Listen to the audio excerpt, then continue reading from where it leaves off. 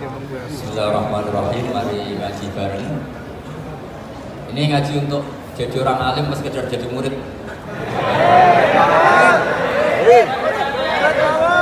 Kalau untuk orang alim ya nggak usah suka uang.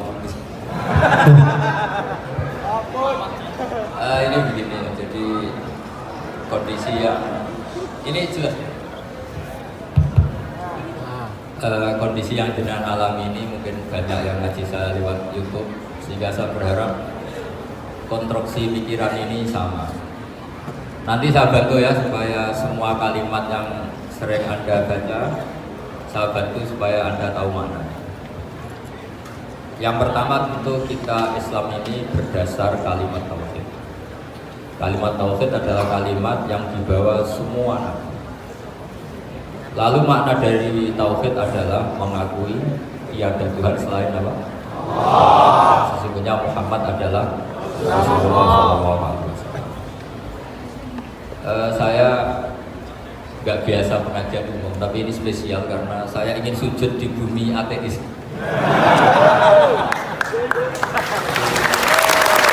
Karena dari awal saya ini sebetulnya tanpa dirayu sudah kepikiran.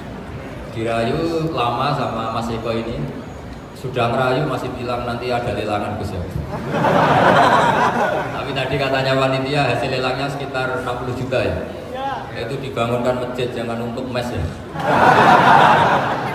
Supaya saya ikut amal.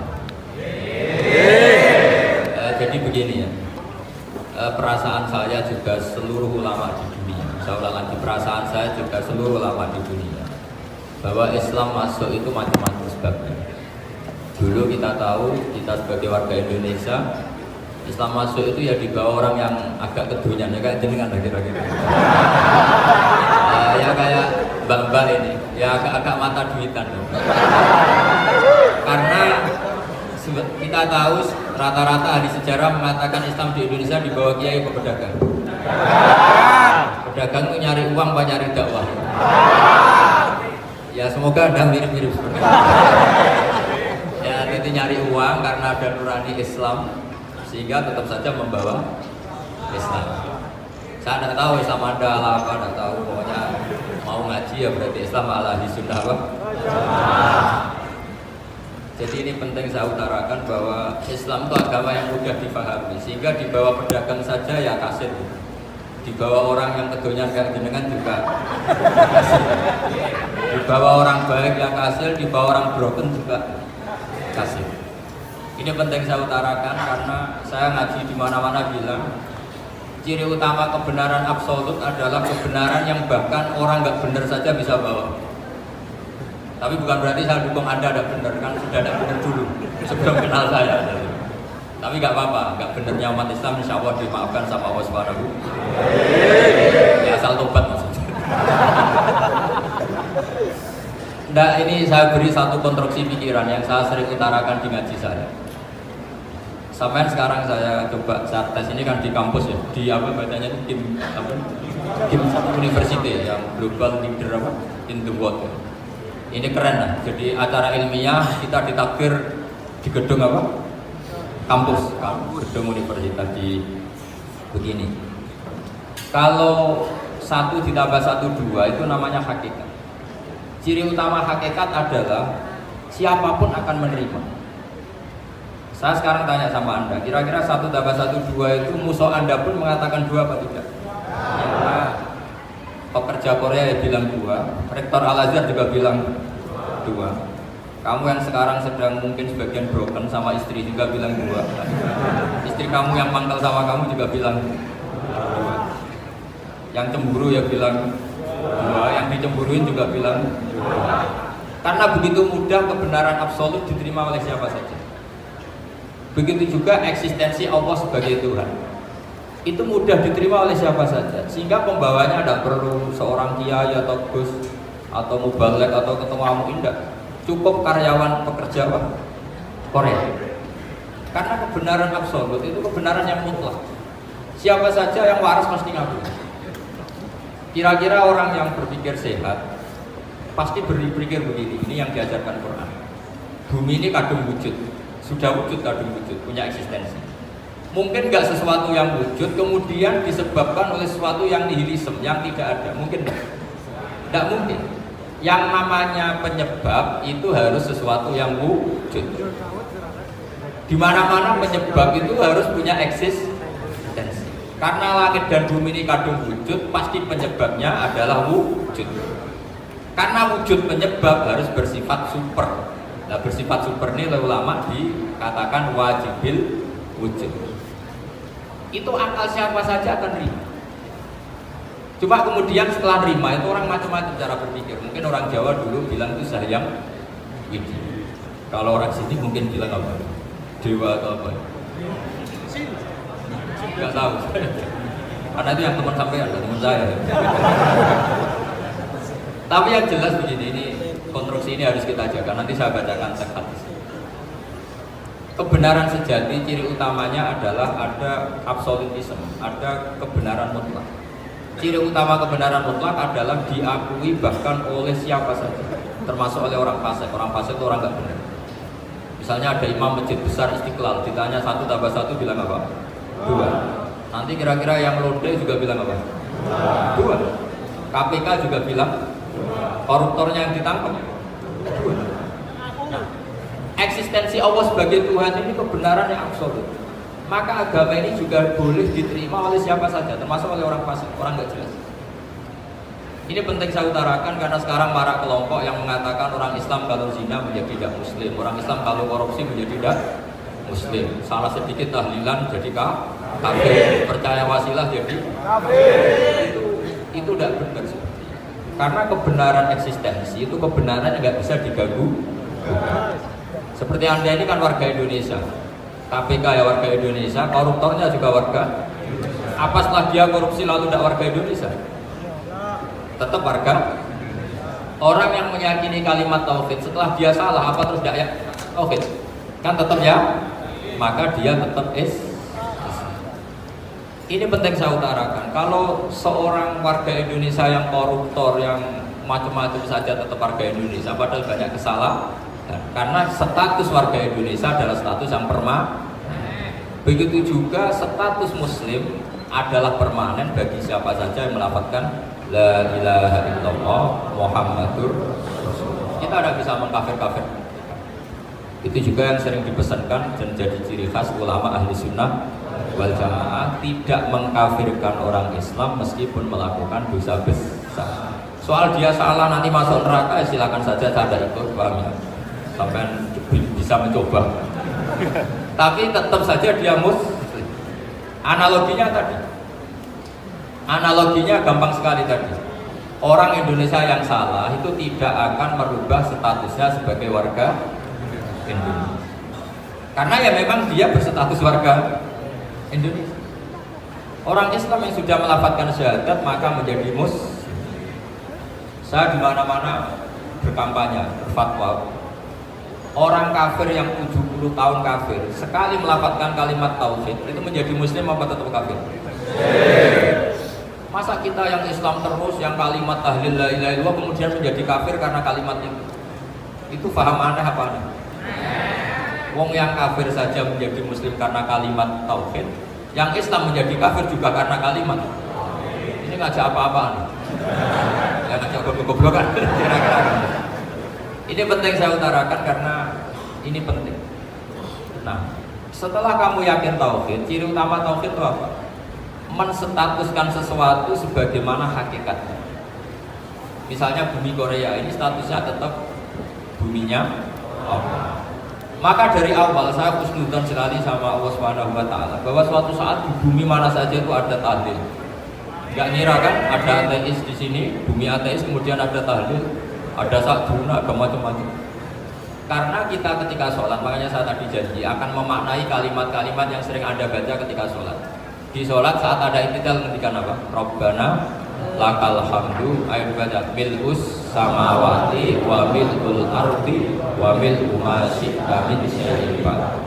Sama nani secara tradisi pesantren Rabbana do pengiran kita laka iku kaduwe panjenengan alhamdulillah segala puji. Engkau punya segala puji. Mil'us samawati, yang pujian itu memenuhi langit. Tentu langit itu penuh dengan pujian, semua malaikat bertasbih bertahmid. Karena malaikat tidak ada yang kerja di pabrik itu tasbih. Nggak ada yang nyari uang, nggak ada yang nyari won ya. Aku won ya kalau bahasa. Kalau di sini nggak kiainya aja nyari uang. Terusannya apa? Wamilul ardi, dan pujian itu memenuhi bumi. Korea termasuk bumi Allah apa enggak? Jadi saya sudah menduga suatu saat Korea itu ya penuh dengan pujian. Dan ini betul. Siapa yang kira kalau di bumi Korea ada yang hafal lagu Sakduna? Itu lagu kesayangan guru kita semua, Kiai Haji Maimun Zubair. Enggak ada yang kira. Siapa yang kira kalau di sini ada ngaji seperti ini? Di Rusia juga sama. Uni Soviet itu negara ateis. Tapi lama-lama pecah karena glasnost itu dan historika itu. Kemudian menjadi pecah-pecah negara Muslim. Ada Uzbekistan, Tajikistan, Ceknya, semuanya menjadi negara apa? Muslim. Karena dari awal lakal hamdu mil'us samawati wa mil'ul ardi. Dan pujian itu pasti memenuhi langit, juga memenuhi bumi. Kalau Anda baca itu di Indonesia, mungkin wajar, di Indonesia banyak acara-acara seperti ini. Tapi kalau di Korea, ternyata benar. Dan anda ini kalian semua termasuk pembuktian benarnya wa mil'ul ardi. Keren kan teman? Oh, keren sekali, bukan sekedar keren. Makanya saya jarang diundang kajian mau, tapi dia undang di Korea mau. Tapi saya ada niat datang undangan, memang saya ingin datang.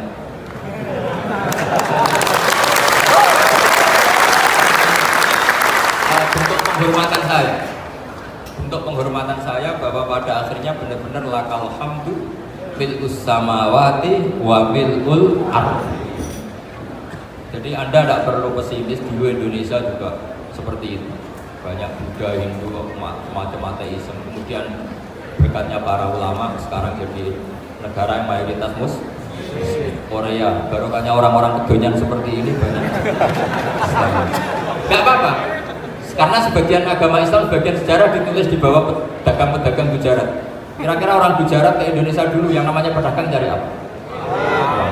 Tapi namanya orang Islam, hatinya tetap adanya tauhid, nyari uang ya tetap sambil dakwah. Kalau yang ke Korea langsung kiai mungkin tidak seramai ini Islam. Karena kalau kiai datang langsung dicurigai jadi misionaris, jadi ribet mas. Tapi kalau sampean nggak ada yang curiga, namanya pekerja saja nyari uang. Dan itu memang fakta. Cuma kadang ya sadar terus ya bagus lah. Gak apa-apa, maksud saya ini saya memberi support, memberi tasjid bahwa Allah itu luar biasa. Jadi kalau ingin menyebarkan agamanya macam-macam. Kadang kiai tidak bisa mengislamkan orang, itu anak-anak mahasiswa pacaran itu banyak yang pacarnya itu masuk Islam. Tapi sampean jangan bilang pacaran halal, ya tidak pernah halal. Tapi Allah kalau menghendaki memberi hidayah itu jalannya macam-macam. Ada yang lewat kerja. Coba yang bayangkan ada tahlilan di Korea itu semua kiai tidak pernah bayangkan. Tapi setelah banyak pekerja di sini, kemudian mereka insaf atau sedang insaf, tidak tahu ini. Sampai kapan insafnya juga tidak tahu. Tapi yang jelas ini hebat. Ini apa? Tahu-tahu ya seperti ini. Makanya iman saja Rabbana lakal hamdu mil'us samawati wa mil'ul ardi. Masih ditambahi wa mil'u ma syi'ta min syai'in ba'd. Karena Allah itu zat yang tidak terperikan, zat yang tidak terbatasi. Maka pujian di langit dan bumi ini masih kurang. Masih ada apa saja yang nanti akan dipenuhi oleh pujian kepada Allah Subhanahu wa ta'ala. Wa mil'u ma syi'ta min syai'in ba'd. Dan pujian kepada Engkau ya Allah akan memenuhi semua ruangan yang Engkau kehendaki.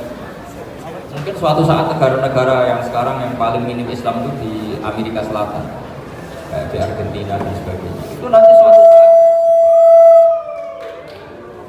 suatu saat juga perlu dengan pujian, karena tetap Rabbana lakal hamdu mil'us samawati wa mil'ul ardi wa mil'u ma syi'ta min syai'in. Saya di Jogja setiap akhir ngaji saya ajarin wiridan. Mungkin wiridan ini tidak asing bagi jenengan karena sering saya baca Subhanallah wa bihamdihi adada khalqihi wa ridha nafsihi wa zinata arsyihi wa midada kalimah. Bahwa kita memuji Allah itu adada khalqi, sesuai jumlah makhluk.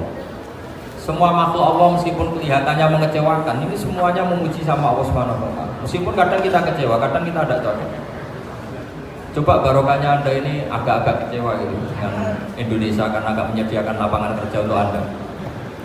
Tapi agak kecewa-kecewa amat ya, agak-agak saja. Karena Anda tetap semua mencintai. Gara-gara agak-agak kecewa cari negara lain. Akhirnya di Korea, ada yang di Jerman, ada di Inggris. Tapi bawaan pernah ngaji di musola, Islam ini ke bawah. Sehingga karena Islam ini ke bawah, tahu-tahu ada komunitas yang memikirkan umumnya orang mikir Islam itu ya bikin masjid. Kalau di Korea unik, nyewa apa? Nyewa gedung untuk masjid. Itu kalau diceritakan di Indonesia aneh. Ini masjid sewa aku. Tapi kalau di sini lazim karena kalau beli mahal ya cukup sewa. Saya tidak tahu kalau dalam terminologi agama tempat Anda sujud ini nanti jadi saksi di akhirat. Itu yang permanen apa yang sewaan tidak tahu. Jadi nanti bumi ini tanya, ya saya pernah dipakai sujud, tapi setelah 1 tahun nggak kuat menambah lagi. Makanya saya dukung tadi yang ada gerakan masjid apa. Sebenarnya permanen nggak permanen itu tetap bagus, tidak usah memaksakan. Yang jelas saya sudah ikut nyumbang melelang tadi, dan saya berharap uang itu benar-benar untuk masjid. Kalau untuk takmirnya juga nggak apa-apa, yang penting untuk menghidupi masjid. Saya juga termasuk kiai yang nggak suka kalau hukum itu terlalu fanatik. Misalnya uang ini untuk masjid, kemudian imamnya diterlantarkan karena alasannya itu untuk masjid. Imam kan tidak masjid. Jadi kalau imamnya nggak diservis kemudian mutung terus pulang ke Indonesia, ini jadi masalah. Tapi saya juga agak suka kalau ada negara gitu. Betul-betul saya tidak suka yang imamnya itu terlalu diservis. Ini buruk sekali. Pernah ada anekdot, ini anekdot tapi nyata. Ada negara yang sangat sehat, Islamnya sangat sehat. Itu imamnya 1 bulan itu digaji 70 juta. Kira-kira 70 juta dibagi 1 hari berapa? 5 sholat ya? 5 kali 30 berapa? Kira-kira 150. Berarti per sholat dapat berapa? Kira-kira. Kan biasa potong gaji kalau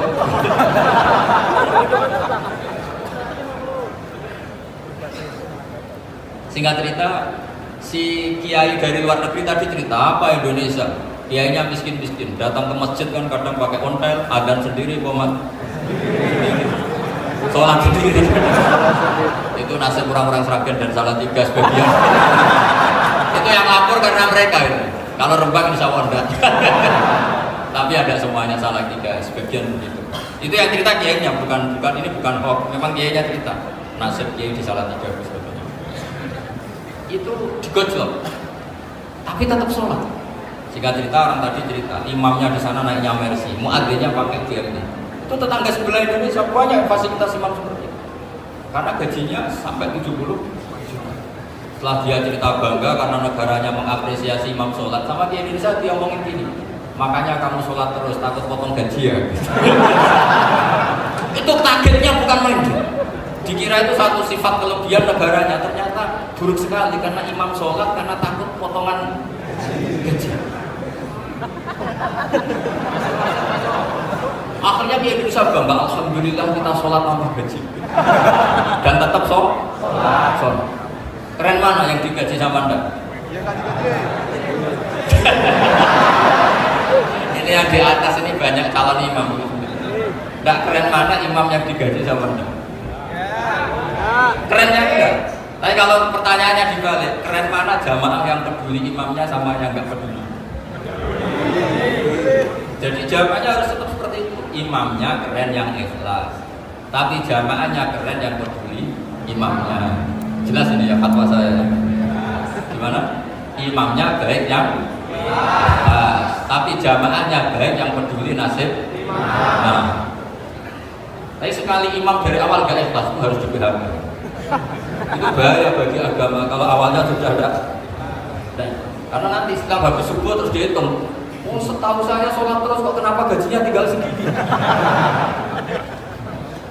Ya, setahu saya sholat terus kok gajinya tinggal segini. Terus nanti takmirnya bilang, kemarin duhur Pak Yai dan imamin, kemarin asar dan imamin. Terus dihitung, bisa enggak agama akan berjalan seperti ini? Ya makanya pertanyaannya tadi, suka atau punya imam ikhlas? Suka, tapi imamnya juga suka kalau jamaahnya peduli. Ini penting, jadi saya mensupport Anda, mensupport kalian semua bahwa agama ini akan diurus oleh Allah Subhanahu wa Ta'ala. Makanya Sayyidina Umar radhiyallahu anhu kalau disuruh mikir agama itu tidak mau betul. Ketika Umar jadi khalifah itu puncak keemasan masa Islam. Semuanya stabil, semuanya hebat.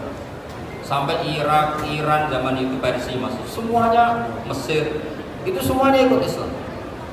Ketika Islam pada puncaknya, yang dikhawatirkan oleh masyarakat adalah begini. Lalu setelah Umar itu bagaimana? Islam setelah dipimpin orang yang tangguh, yang kuat, yang waroi, yang zuhud. Lalu setelah Umar itu gimana? Tapi Umar disuruh mikir gak mau. Sampai setiap Abdullah bin Umar jalan-jalan di kampung-kampung itu abahnya dianggap pecundang. Tahu sampai pecundang? Orang yang nggak tanggung jawab. Karena orang-orang bilang gini, ya Abdullah bin Umar, bagaimana pendapat Anda kalau ada penggembala kambing di tengah hutan atau di tengah padang rumput, kemudian dia ninggal gelanggang kambingnya, kamu anggap penggembala ini gimana? Oh itu penggembala yang zalim. Pasti kalau kambing tinggal ya kacau. Apalagi ini umat Rasulullah Shallallahu Alaihi Wasallam. Ini abah kamu tidak pernah wasiat, tidak pernah ngatur suksesi. Lalu Islam setelah dia bagaimana? Suruh dia ngomong, penggantinya siapa? Karena beliau sudah support, sudah suksesi. Akhirnya Abdullah bin Umar lapor ke Umar. Ini gimana bahwa orang mengkomplain begini. Apa kata Umar? Agama itu beda dengan kambing. Agama itu milik Allah Subhanahu. Buat saya pikir dan saya pikir tetap jalan. Nah, ini terbukti dengan ulama yang enggak, mufti yang enggak, tapi bisa menjalankan agama. Kalau agama sampai pikir malah rusak. Sudah pokoknya lakukan saja, tidak usah dipikir. Akhirnya betul. Karena agama ini milik Allah. Soal kita serius memikirkannya itu karena hikmah, karena kita ingin berbakti pada agama. Tapi Anda tidak boleh berpikir kalau agama ini butuh pemikiran beda loh ya. Kita khidmah agama serius karena kita ingin mengkhidmati agama. Tapi agama ini tidak pernah butuh kita, karena agama ini akan diurus oleh Allah Subhanahu. Coba pas sampai kecil orang jilbaban di Indonesia itu banyak apa banyak sekarang? Banyak sekarang. Kiainya mutu orang dulu apa mutu orang sekarang? Tapi perkembangan Islam itu ramai sekarang apa ramai dulu? Ramai sekarang. Islam menyebar di seluruh dunia itu zaman Wali Songo, zaman sampean keren mana? Keren sekarang. Kualitas solehnya sampean sama Wali Songo.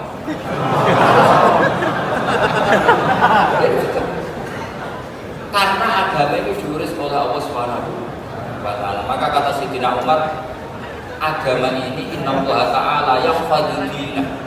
Innallaha ta'ala la yudhi'u khilafata waladina. Allah itu tidak akan menyia-nyiakan agamanya. Ini terbukti. Agama ini pernah dipimpin orang terbaik di dunia, yaitu Rasulullah Shallallahu Alaihi Wasallam. Ketika beliau intaqala ila rafiqil a'la, ketika beliau pindah ke alam sana, diteruskan oleh sahabat yang tentu jauh di bawah Rasulullah. Diteruskan tabi'in, diteruskan para wali songo, diteruskan yang sampean yang jauh di bawah wali songo. Sejauh-jauh. Tapi agama jalan sampai Korea. Agama jalan sampai apa? Dulu wali songo itu hanya sampai Mojokerto, sampai Tulungagung. Di bawah sampai ya, Layaban sampai mana? Coba kalau Allah nggak ngurus, nggak bisa. Yang gerakkan hatinya sampean peduli sama masjid siapa? Allah Subhanahu wa Ta'ala. Yang menggerakkan hati sampean peduli sama agama siapa? Tapi yang menggerakkan sampai ke Korea apa? Uang kan?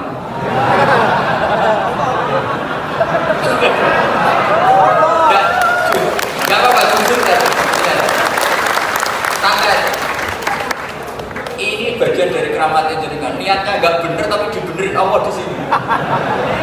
Dari awal niatnya kan uang gitu. Tapi setelah di Korea dibenerin Allah. Kok ingat agama? Keren kan? Makanya yang syukur sama Allah Subhanahu wa Ta'ala. Yang bisa hanya Allah Ta'ala. Makanya dalam dunia kiai selalu baca apa? Alhamdulillah alladzi hadana li hada wa ma kunna linahtadiya laula an hadana. Alhamdulillah kita diberi hidayat seperti ini. Kalau tidak Allah tidak bisa. Sudah mata duit, kadang istri ngomel, mertua tidak percaya. Sudah setengah-setengah broken gini Saya tidak tahu sampai ke Korea itu karena broken atau saking sayangnya keluarga. Potensinya hanya dua, dibela-belain kerja demi keluarga, atau agak broken maka kesini. Tapi apapun potensi itu tetap baik, itu takdir sudah, itu takdir tidak usah dibicarakan. Semua itu apa? Karena orang kalau sedang rukun ya tidak mau tukaran, kalau sedang tukaran ya tidak mau. Itu sudah semuanya takdir. Kata bapak saya dulu kalau ada orang mau jualan tanah, Pak ya tanah saya mau saya jual. Ini gimana padahal ini tanah warisan, kata bapak. Nak waya adol ya adol. Memang ini saatnya jual ya jual saja. Nanti kalau kaya saatnya beli ya beli saja. Karena kalau sudah saatnya jual mau beli ya mungkin kan. Mau memang saatnya jual. Kalau sudah kaya kan nggak mungkin jual tanah, saatnya beli. Maka semoga masalah di keluarga sampai ini masalah musiman. Maksudnya yang tukarannya itu musiman, yang rukunnya permanen. Jangan tukarannya permanen, rukunnya musiman. Setelah melihat yang lebih cantik, katut, babon, nggak tahu.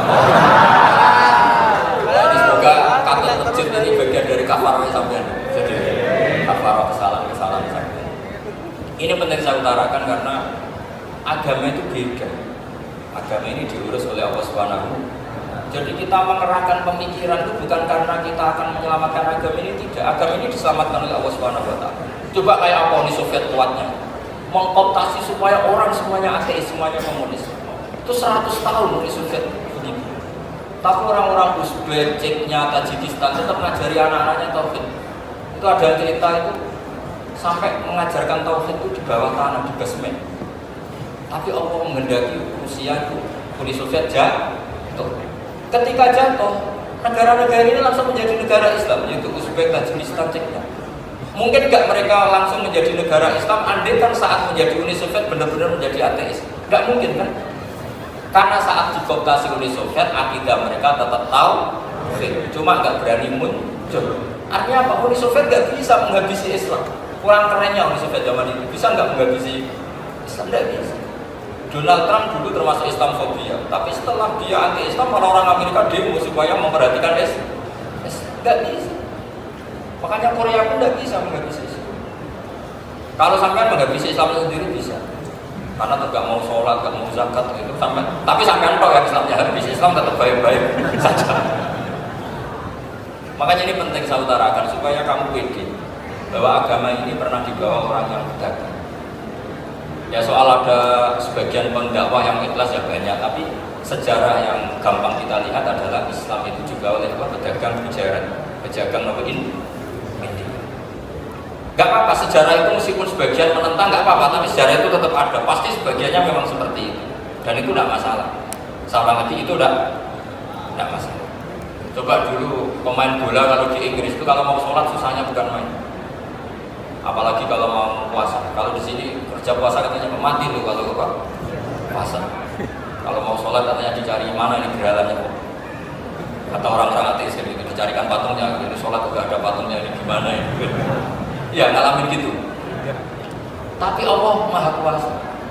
Banyak investor mana itu Dubai atau Qatar yang tertarik investasi di dunia bola. Kayak Sulaiman Al-Fahim makanya beli Manchester City. Itu sekarang pelatihnya negur orang sholat gak berani, bahkan di tengah stadion dibangunkan masjid. Kalau sampai daftar jadi muadzin bisa. Apa nyanyi Saduna di sana juga bisa. Dulu Aljazair kuncinya bukan main. Apa Perancis sama orang Islam kuncinya bukan main. Barokahnya Zidane pemain bola dan juara dunia. Terus Zidane turunan Aljazair. Akhirnya orang Perancis itu mencintai Islam, itu barokahnya sepak. Allah punya sekian cara untuk mengenalkan Islam. Di Prancis dikenalkan lewat pemain sepak. Nah di Korea ini agak unik, dikenalkan lewat pecinta bom. Saya jamin ini tidak apa-apa, sudah tidak apa-apa, sudah aman. Saya jamin.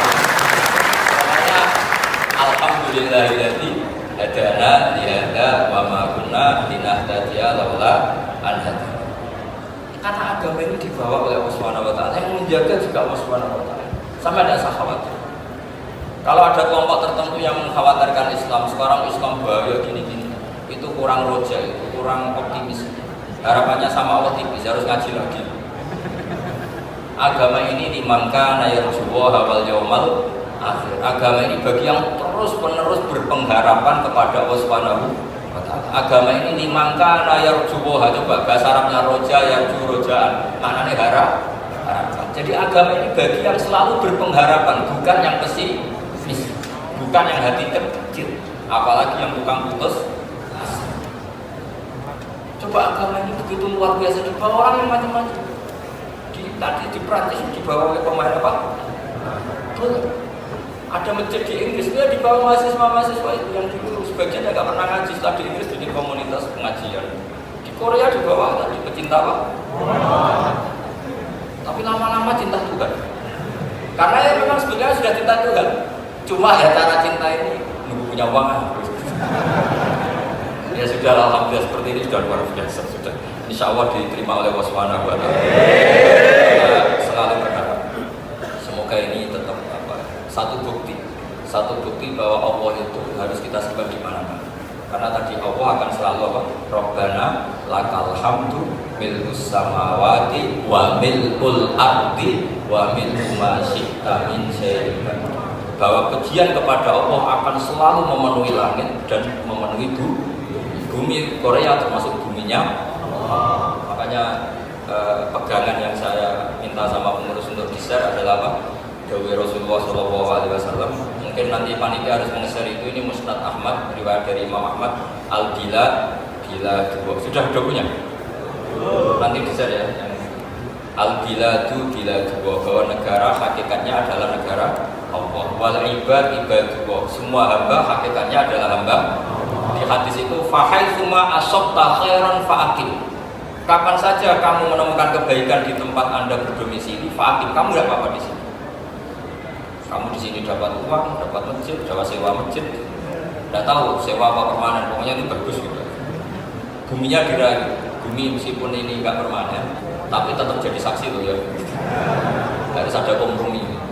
Karena kalau dengar orang Indonesia jadi aneh, masjid kok. Tapi aneh di Indonesia, ada aneh di sini, sampai tenang saja. Tentu malaikat pencatat di sini juga sudah tahu kalau sebagian masjid itu sewaan. Jadi ya ada eskal amat, sudah nggak jagal amat karena kondisional apa. Jadi nanti kita panitia supaya mengeser tadi hadis riwayat siapa Imam Ahmad bin Hambal yang diriwayatkan oleh salah satu minal asra al-mubasysyirina bil jannah, yaitu Zubair bin Awam. Nabi ngendikan al-biladu dua, negara mana saja adalah negara Allah. Wal ibad dua, semua hamba adalah hambanya Allah. Fahaitsuma asabta khairan, di mana saja kamu mendapatkan kebaikan, fa'atim, kamu tidak apa-apa berdomisili. Ya saya mohon ini penting sekali. Pokoknya saya mohon kalimat tauhid ini dijaga. Karena kalimat tauhid ini kata semua ulama kasajaratin thayyibatin asluha tsabitu wa faruha sama. Dan kalimat tauhid ini pasti tukti ukulaha kullahin bi'idzni rabbiha. Kalimat tauhid yang dibawa umat Islam seluruh dunia. Meskipun dia orang fasik, orang enggak benar, tetap tukti ukulaha kullahin bi'idzni rabbiha. Kalimat ini akan membawa berkah bagi orang yang dihinggapi atau didomisili umat Islam. Coba sebagian nanti orang Korea menjadi muslim itu karena di sini ada komunitas pekerja muslim, kemudian menyisakan asarul Islam. Jejak-jejak apa? Gak apa-apa, pasti kalimat ini tukti ukulaha kullahin bi'idzni rabbiha. Jadi kalimat tauhid adalah kalimat yang kata Allah tukti ukulaha kullahin bi'idzni rabbiha. Anda tidak usah khawatir bahwa apa yang Anda lakukan apapun kecilnya akan ditulis oleh Allah Subhanahu wa ta'ala. Kata Allah wa naktubu ma qaddamu wa atharahum. Gimana di surat Yasin itu? Inna nahnu nuhyil mauta wa naktubu ma qaddamu wa atharahum.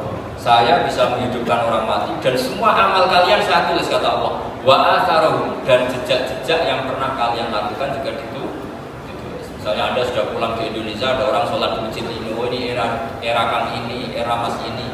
Nanti setelah itu ya ini era Mas ini, Mas ini. Menjadi familiar Islam juga barokahnya muassis-muassis ini, pendiri-pendiri. Semoga kalian semua barokah dan fid dunya wal akhirah. Assalamualaikum warahmatullahi wabarakatuh. Waalaikumsalam.